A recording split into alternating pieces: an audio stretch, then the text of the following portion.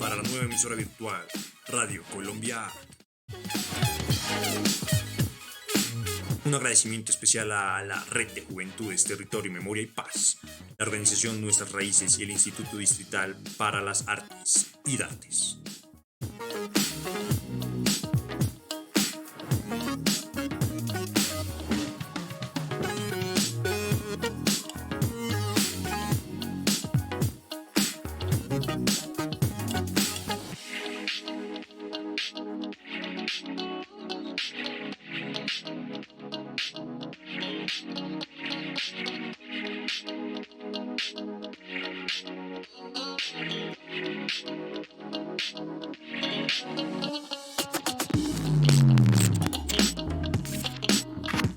La controversia.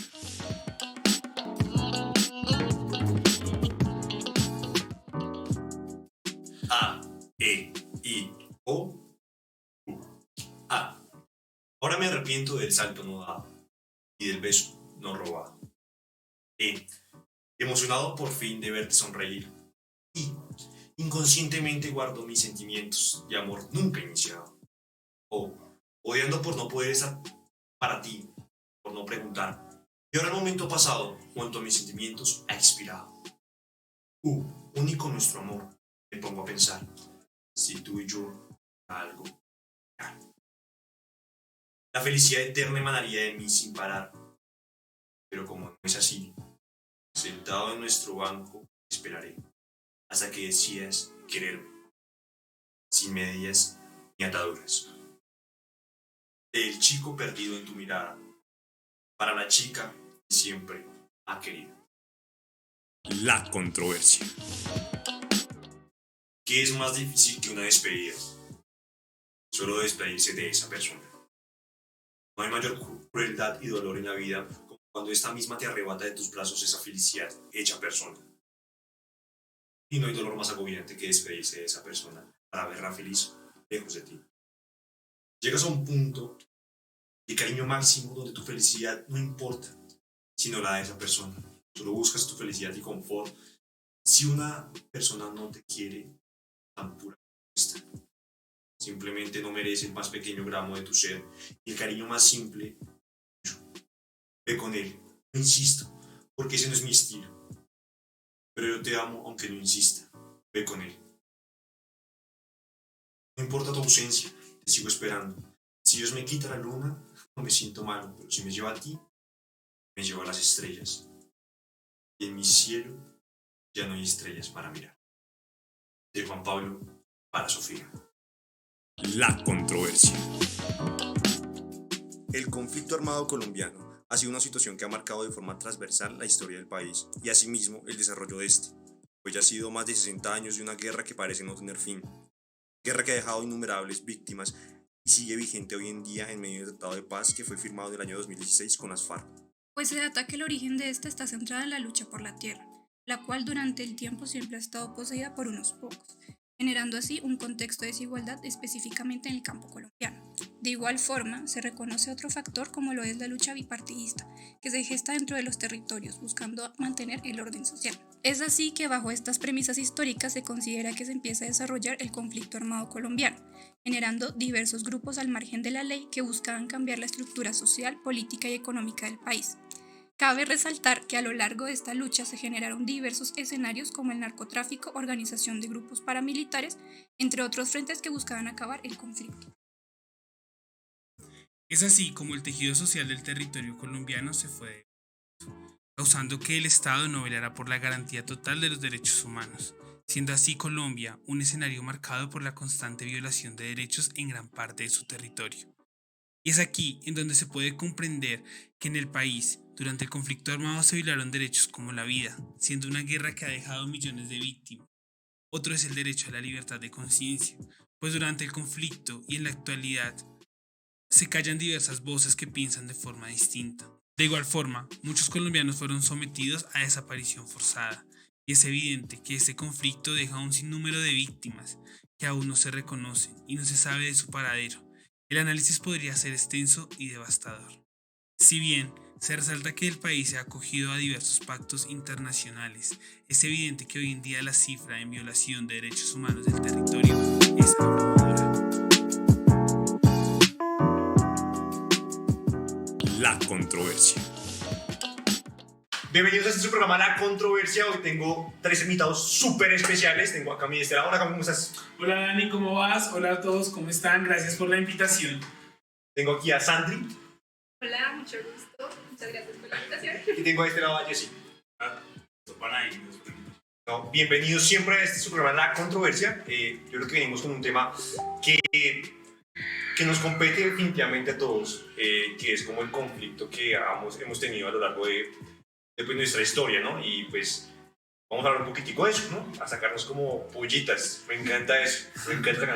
Entonces, no sé, ¿ustedes qué piensan de este conflicto? ¿Tú qué has pensado de este conflicto? Llevamos como 70 años en esto. Creo que si bien ha sido un conflicto largo, ha sido un conflicto que ha ido evolucionando. Quizás empezó por buenas causas, pero esas causas se corrompieron con él. ¿Y tú qué piensas de este conflicto? Bueno, yo creo que el origen del conflicto armado es un poco difícil de rastrear, teniendo en cuenta que no solamente tiene aspectos políticos, sino también económicos, sociales, y que han ampliado de manera significativa las desigualdades, las violencias también, y pues también pues, la libertad, ¿no? De conciencia, en fin. Yo que pienso del conflicto armado colombiano es algo que siempre he dicho, parece que es un conflicto que parece no tener fin. La historia de Colombia la seguimos repitiendo, la seguimos tristemente marcando por sangre, por dolor, por tristeza, y más en estas épocas en donde estamos en una coyuntura sanitaria por el tema del COVID, pero es curioso que son más grandes las víctimas que ha dejado este conflicto que las víctimas que se han visto por esta pandemia. Entonces es un conflicto bastante demarcado. Yo concuerdo en algo, es como, pues, sabemos que hay un conflicto marcado y es algo que no podemos, digamos, como intervenir de manera radical. Pero yo creo que el conflicto es evitable, que siempre estamos en conflicto con alguien. Tú te levantas como que no, yo estoy en conflicto hasta conmigo mismo, entro en conflicto conmigo mismo. Entonces digamos que ese conflicto debería ser redireccionado. No sé ustedes qué piensen, ¿no? O sea, de mejores formas, porque siempre hay un conflicto, pero el conflicto lleva a una violencia. No sé ustedes qué piensan en ese sentido. Yo creo que el conflicto sí es totalmente inevitable, está presentado día a día. Sin embargo, no creo que la violencia sea la manera de poder solucionarlo, ya que es muy difícil sentarse con otra persona que tiene puntos de vista totalmente diferentes a los míos, darme conciliar y tener unos acuerdos. Entonces, la violencia es la manera fácil de O sea, la violencia siempre ha sido el camino para solucionarlo. ¿Y ustedes creen que ese es el mejor camino para solucionar un conflicto cuando no hay otras alternativas? O sea, digamos, ¿qué ha pasado? Quiero llevarlo un poco al contexto colombiano, ¿no? Aquí hubo un conflicto constante, tal vez habían ideas de aquí, ideas de allá, pero el conflicto estaba empezando a darse. ¿Y cuál fue el camino que tuvieron que hacer? Diversos grupos armados alzarse en armas. Entonces, de otra forma, han demostrado que el camino para la solución del conflicto es la violencia. Y eso es lo que seguimos demarcando aquí en Colombia, ¿no? Que es más violencia para solucionar el conflicto. ¿Tú qué piensas? Yo creo que, o sea, es innegable que la violencia está unida. Pero la violencia no creo que sea la primera alternativa, sino que es la alternativa cuando la conciliación ya no soluciona, ¿sí? No alcanza. Digamos, Camilo, te digo, pana, vamos a hacer X cosas. No, es que no. Camine que vamos a hacer tal cosa. Que no, no, entonces por las malas. Entonces, es como alguien que va a llegar a robar. ¿Me da su celular? No, obvio, no va a llegar así. De una vez y va a robar su celular, llega con violencia. ¿Sí? Yo creo que la violencia no es la primera alternativa y tampoco sea como la más fácil. Es la que sigue después cuando la conciliación no funciona. me gusta ese punto que él toca, que es como la conciliación, porque, porque se alzaron nuestros campesinos en armas, como decirlo, porque no hubo un gobierno que fue escuchador de... Escuchador, nueva palabra, como querí.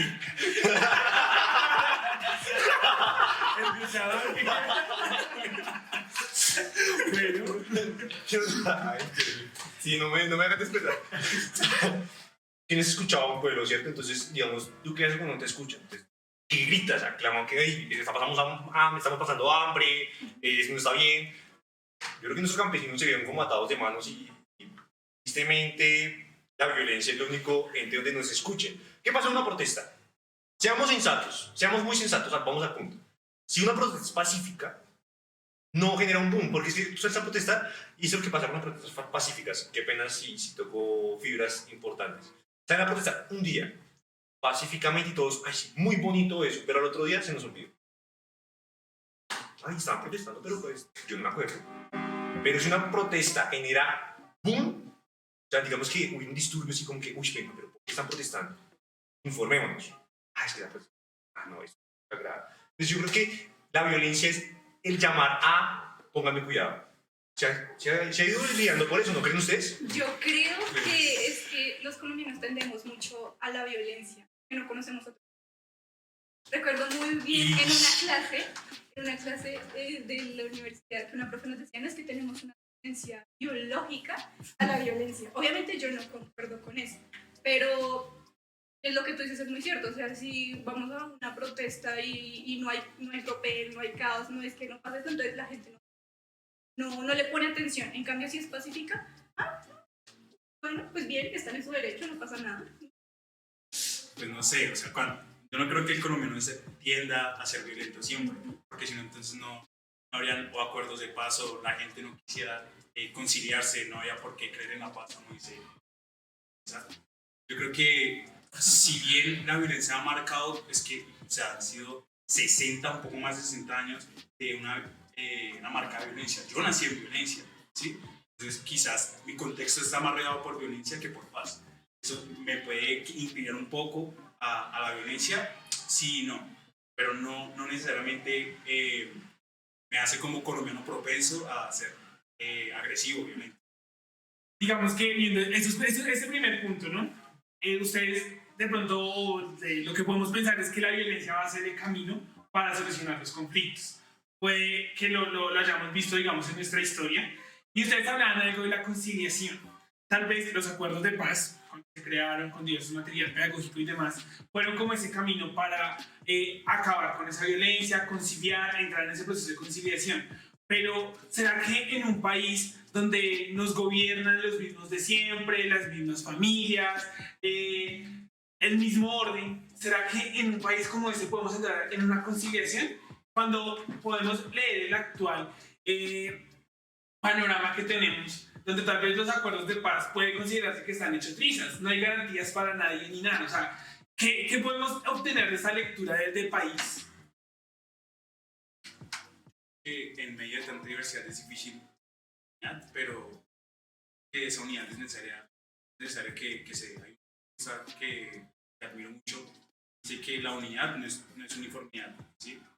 Entonces yo creo que es muy complejo, o sea, súper complejo, o sea, 60 años no se ha logrado. Yo creo que para construir país, yo siempre lo he dicho, es hacer esto, sentarnos a dialogar. Si yo, digamos, una persona, no sé, de izquierda extrema, comunista, rojo, no sé, como quieran ponerlo, yo me siento una persona de derecha a hablar, ¿sí? Tal vez nuestros ideales van en direcciones opuestas, pero hablamos, ¿sí? Y el hablar es hablar de forma educada, ¿no? No es como hablar con tecnicidad, no, es como decir, venga, yo te voy a escuchar, dame tus argumentos, venga, esto me sirve, esto me construye como persona. Porque somos personas que vamos construyendo yo me construyo de ti, para ser una persona yo. Eso es lo que tenemos que hacer, construyendo de todas las personas y de todas las diversidades. Y yo creo que podemos convivir mejor. Lo que pasa es que nos cuesta mucho que tú me lleves a la contraria y no puedo dejarme quedar atrás. Entonces yo como que, hey, tenemos ese pequeño problema. Pero yo quiero hacer una pregunta puntual. ¿Ustedes creen hoy en día que el proceso de paz está bien manejado, está siendo efectivo ahora? Ustedes, por favor, también nos pueden comentar, van a numerar la controversia, ¿qué piensan de este acuerdo de paz? Si se está llevando, si no están de acuerdo con el acuerdo de paz, porque puede haber gente que no esté de acuerdo, ¿por qué no están de acuerdo? Obviamente, debe haber un argumento. Pero ustedes, ¿qué piensan en este momento del acuerdo de paz? O sea, ¿cómo está llevando? Inicia Sandrina. Pues yo la verdad, como les comentaba hace un momento, a mí me parece que el acuerdo de paz está muy bien construido. De hecho, tiene bases en otros conflictos armados que se llevaron en otros países, como Chile, Sudáfrica, Ruanda, que también es un conflicto armado muy fuerte. Y en esos países se ha logrado, ha funcionado, y es gracias a la gestión del gobierno, que cree en la paz, que cree en los ciudadanos y que cree en la participación política. Sin embargo, aquí en Colombia se ha quedado en el papel, y precisamente es por la mala gestión que ha hecho el gobierno, y las personas tampoco, bueno, no generalizamos, pero pues las personas no nos hemos hecho responsables también de ese acuerdo de paz, no lo hemos apropiado, no hemos dicho esto es nuestro y queremos construirlo. Entonces creo que también es falta de responsabilidad de nosotros, pero principalmente del gobierno por hacer una buena gestión. Bueno, yo creo que los colombianos, o bueno, no puedo decir los colombianos porque sé que hay territorios que han creído en la paz, pero tal vez el colombiano citadino de la ciudad no ha creído en la paz. No podemos generalizar, claro está, pero como tal vez no vivimos ese conflicto de frente, podemos pensar en decir, ¿para qué darle garantías a los asesinos? ¿Para qué darle garantías a aquel que mató, a aquel que violó? Y siento que cuando hablamos de un acuerdo de paz tenemos que hablar de ceder. Se tiene que ceder tanto aquí como allá para conciliar, como lo decíamos ahorita. Pero aquí en Colombia se olvidó eso. Aquí juzgamos, no acordamos, no se cumplió nada del acuerdo y nos encontramos en un actual gobierno que era, digamos, en contra de los acuerdos, no estaba con los acuerdos, entonces, pues, en la prioridad del actual gobierno no están dar cumplimiento a estos acuerdos. Y siento que ahorita es donde más estamos viendo que nos están dando cumplimiento a los acuerdos porque no hay garantías para los excombatientes, no hay garantías para las personas víctimas del conflicto armado, no hemos reconocido totalmente estos procesos de memoria histórica, memoria colectiva, no se han reparado a todas las víctimas del conflicto armado porque no han habido estos procesos de exaltar las voces de las víctimas. De igual forma, estamos ahorita en una masacre o muerte sistemática de líderes y lideresas sociales que han levantado su voz, no solo por temas ambientales, sino también por temas de construir país, construir paz. Entonces, siento que los acuerdos de paz dijimos, esto no sirve, esto beneficia a unos, adiós, continuemos nuestro camino.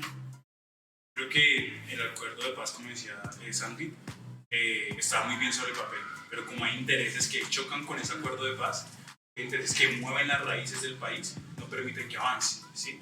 Y si no dejan que avance ese acuerdo de paz, no se va a poder cumplir porque es más fácil, para ciertos intereses resulta más fácil que sigan matando gente a que se construya país de cierta manera. Y si bien es cierto que quizás las personas que vivimos en el centro de los países son en las ciudades capitales, no hemos sido atravesadas mucho por la violencia, también es cierto que las personas que sí han sido atravesadas por las violencias quieren que se haga ese acuerdo de paz y nosotros como jóvenes, nosotros como citadinos, digamos de alguna manera, tenemos que apoyar eso porque de alguna manera u otra nosotros tenemos que construir país desde la paz y si impedimos que los acuerdos de paz se hagan realidad, pues ¿qué es lo que vamos a ver? Violencia. Y también una cosa es que se nos olvida que todos de alguna manera estamos atravesados por el conflicto armado, porque puede que nosotros no lo hayamos vivido, pero nuestros padres, nuestros abuelos, nuestros vecinos, nuestros amigos, todos han sido atravesados por el conflicto armado. Entonces también es una responsabilidad colectiva. La controversia. En el actual gobierno no creo que les sirva la paz, ¿no creen? ¿Piensan eso? No les va a servir. No la digamos, quieren. Miremos hace un poco atrás, la guerra es lo que más plata estaba dando. Y era lo que más se le invertía, la educación, venga. Estamos pelados que se maten. Así lo pongo yo. Entonces digamos que este gobierno nos vendía seguridad pero generando violencia. Entonces la gente va muy enamorada porque es que nuestros queridos mandatarios, por decir nombres, van viendo una línea de que venga, yo les vendo mucha seguridad pero también les genero inseguridad, pero yo se los ayudo, yo los ayudo. Entonces es como ese sistema de yo te apoyo pero por aquí no, yo te apoyo pero por aquí no. Entonces, no sé, yo pienso que es como una negligencia más del gobierno. poco más que negligencia, yo creo que es conveniencia del gobierno. Sí, Sí, o sea, ellos la tienen clara. ¿Qué me produce más plata? Bueno, yo necesito verme como el héroe, pero entonces si yo erradico realmente la violencia, después que me va a dar plata y no va a poder seguir siendo el héroe, ¿cierto? Necesito generar violencia, decirles que lo salvo, pero que siga ahí la raíz. Como barrer y meter la vuelta. No, y además yo creo que la guerra lo único que hace es tapar otros problemas estructurales como la salud, la educación, el trabajo. No, miren la guerra, miren cómo están matando a sus hijos, miren, y no, dejen de lado eso, nosotros seguimos robando. Bueno, pero otras cosas que son más importantes. Claro, por favor. Y vamos a pensar en todo lo que ha pasado ahora con esta pandemia y todo este fenómeno. Inversión en guerra, las cosas son armas, ¿sí? Armas y que se crezca el ejército y demás, y la salud y la educación, nada que ver. ¿Y hoy qué se necesita? Salud y educación. Que no hemos mirado prioridades como yo creo que como país. Y eso porque también eso nos incumbe a nosotros, que somos quienes elegimos en las urnas a nuestros mandatarios. Y es ahí donde tenemos que empezar a alzar la voz y decir qué es lo que queremos. Y de pronto en esa línea, viendo tal vez ese panorama tan oscuro, no sé, hay como otra interrogante, y es ¿qué podemos hacer nosotros como jóvenes? O sea, ¿qué es lo que podemos hacer? Porque listo, nos sirve de mucho conocer el contexto actual de nuestro país, conocer la realidad por la que atravesamos, pero también necesitamos empezar a emprender acciones. ¿Y cuál es ese papel como jóvenes en esta construcción de paz? O sea, ¿qué podemos hacer en esto? Primeramente, este tipo de espacios, ¿no? O sea, creo que este tipo de espacios son fundamentales para poder sentarnos, dialogar, enfrentar nuestras opiniones. También, no sé, creo que como jóvenes tenemos también la responsabilidad de que estas cosas no se repitan, ¿sí? De construir el futuro y hacer que nuestras comunidades y territorios pues se transformen, que transformen realidades, que esto no se... Sí, de acuerdo. Yo creo que como jóvenes, espacios como estos abren la oportunidad a que otros jóvenes, a que otras personas también tengan cierta conciencia sobre la paz, y nosotros debemos actuar en pos de la paz, ¿no? Porque, perdón, puede ser muy romántico quizás sentarnos en estos lugares y podemos salir a beber de alguna manera, ¿sí? Pero la idea es que si nos sentamos acá a charlar y ponemos todos nuestros argumentos en controversia, en choque, es para ir en pos de hacer algo, de cambiar la sociedad. Entonces yo creo que con el ejemplo podemos hacerlo. Coherente. Sí. Pues sí, perfecto. Pero vamos a una sección que me encanta, que es la controversia del día. La controversia del día. La controversia del día es... Esperen la cual.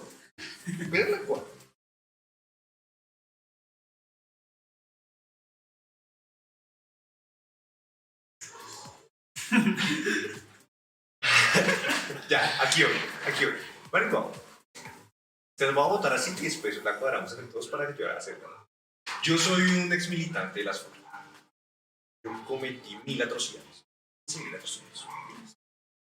Y ustedes son víctimas del conflicto armado. ¿Ustedes hoy en día me perdonarían? Teniéndome aquí sentado. Imagínense las peores atrocidades, las peores. ¿Me perdonarían de corazón? Dígame, no, la verdad no perdonaría, chico. Hablo bien. Eso creo que depende de cada persona, porque en mi conflicto puede haber gente que quiera perdonar y gente que no, y es totalmente válido, porque las atrocidades que hicieron, pues... Y en tus zapatos, digamos en tú. mis zapatos, porque... Hablo de tu experiencia. Digamos, yo... Sería duro. Sería duro, claro. Pero digamos, creo que perdonar también limpia, ¿no? O sea, es un proceso... Sanador. Sí, sanador. Y digamos, no sé si pues, han visto estos procesos en militantes de las FARC se han puesto, digamos, en lugares como las iglesias y se han puesto y se han parado en los pueblos. Yo hice esto a su familia y quiero que me perdonen. Creo que eso es muy valioso para cualquier persona. Sí, es muy fuerte. Yo creo que perdonar es uno de los actos más grandes de valentía. Y el que no perdona es como los actos más partida. Y perdonar, yo creo que es soltar como a un preso y darse cuenta que ese preso era uno mismo. Y por más complejo que sea, yo creo que perdonaría. Porque si no, ¿cómo construiría paz? Exacto, sería contradictorio. No es fácil. Yo creo que para estas comunidades afrontar estas realidades, reconocer de pronto a aquella persona que hizo tanto daño, porque muchas de estas comunidades hoy día están aclamando la verdad. Y esa verdad pues trae todo esto, tal vez enfrentarse con aquellos que un día le hicieron daño, con aquel que un día tal vez le mató a su papá. Esto es difícil, no es fácil, pero creo que desde el perdón es donde empezamos a construir la verdadera paz. Desde el perdón es donde empezamos a cambiar, y yo creo que sí. La controversia. Me encanta, de verdad, porque uno lo ve desde el panorama de las víctimas, y las víctimas están dispuestas a perdonar. Yo he visto muchas víctimas que están dispuestas a perdonar, pero uno ve las urnas, digamos, en el momento que tocó votar por el plebiscito, que la gente no estaba de acuerdo, y uno miraba a la gente en la ciudad. Entonces era como, ¿por qué? ¿Por qué creen que pasó eso? ¿Por qué creen que ganó el no? La propaganda política, pues dirigida por ciertos grupos y por ciertos partidos políticos, fue lo que hizo que ganara el no. Porque, o sea, ¿por qué no la paz? Es que ni siquiera se hablaron de los acuerdos en sí, como miren, el acuerdo tiene esto, sino que se fijaron en la parte que decía, específicamente en la parte que decía, no es que ellos no van a pagar cárcel o no es que se les va a dar un partido político. Eso no es lo único que están en acuerdo. Yo creo que fueron dos factores, principalmente la desinformación, y esa desinformación en que se basó en resaltar algo más que otro, ¿sí? De informar cierta parte de una noticia de algo es desinformar, poner el contexto completo. Y la otra, egoísmo puro y duro, porque como yo no viví la violencia, no quiero que esa persona que cometió actos violentos venga aquí a decirme qué es lo que tengo que hacer, que suba el gobierno y pueda imponer leyes. Que la siga dando bala, egoísmo puro y duro. Yo concuerdo con la desinformación y también concuerdo con los intereses de la oligarquía de este país. O sea, son intereses únicos porque sabemos que íbamos a meternos al rancho con el tema de uno de los puntos que estaban en el acuerdo, que era todo el tema de la estructuración de tierras. Entonces nos íbamos a meter al rancho de aquellos que hoy día en Colombia poseen la mayor parte de la tierra y que no ha dejado estar para los campesinos, para el pueblo. Entonces, como nos íbamos a meter ahí, esos sectores que tienen tanta influencia y de las mismas familias que nos han venido gobernando y que quieren seguir teniendo el poder de este país, quisieron hacer ese freno. Creo que ese fue también un factor muy fundamental para hacer ese populismo por el no. La controversia. Pero ahora hay territorios que están cambiando eso, ¿no? Entonces, bueno, yo quiero contarles aquí una experiencia a ustedes, a todos los que nos ven en este programa. Quiero contarles que en medio de este panorama tan oscuro, en medio de tal vez de un país donde decimos cómo vamos a construir paz, hay territorios que se han levantado en procesos de resistencia, resiliencia y han decidido ser parte del cambio. Son territorios víctimas del conflicto armado y han decidido transformar. Quiero hablar en esta tarde de mujeres rurales, mujeres de la vereda Altos de Ceilán Vietá, quienes han tenido diversos procesos, quienes se han levantado por cuidar y preservar su territorio. Actualmente tienen diversos procesos de siembra. Ellas siembran para transformar esto que siembran específicamente todo el tema de plantas medicinales y aromáticas y las transforman en productos campesinos que quieren empezar a comercializar. Ellas han decidido no olvidar lo sucedido en el territorio, sino han decidido continuar, han decidido decir, aquí vivimos, aquí el conflicto cobró un gran sentido, pero no han decidido quedarse en eso. Han querido construir país y creo que desde la experiencia de ellas podemos ver que son mujeres que se levantan a trabajar la tierra, el campo y sobre todo a resignificar su territorio. Además construyen paz porque promueven escenarios con los niños, niñas y adolescentes de este territorio en los cuales les enseñan la importancia de cuidar y de preservar lo que ellos hacen y también otros caminos para resolver los conflictos, que creo que es ahí donde tenemos que trabajar de forma marcada, buscar otro camino, otras alianzas, otras conciliaciones para construir un mejor país. La controversia. es muy importante esos procesos que están dando allá en Altos de Ceilán, me dices. Vamos a ver unas evidencias de lo que se ha trabajado allá para que ustedes vean que sí que se puede trabajar la tierra, que se puede trabajar desde la construcción de la paz, que sí es posible, que no es una fantasía que nos pintan todo el mundo. Sí se puede, pero nos vamos a despedirnos del programa, se acabó, pero no dan tanto, pero sí, no sé si quieres decirnos algo de algo. No, pues gracias por la invitación, por seguir el programa, que nos sigan en YouTube. Sí, sigan la controversia en todo lado y gracias por... Chao, chao, gracias. La controversia.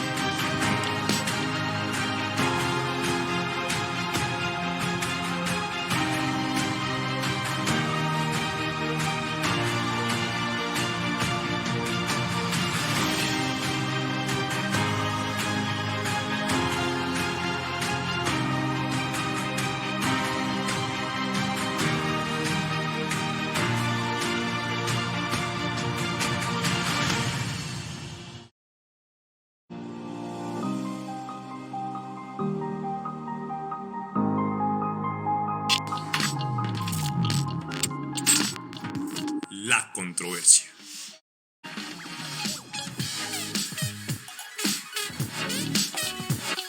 Para la nueva emisora virtual, Radio Colombia.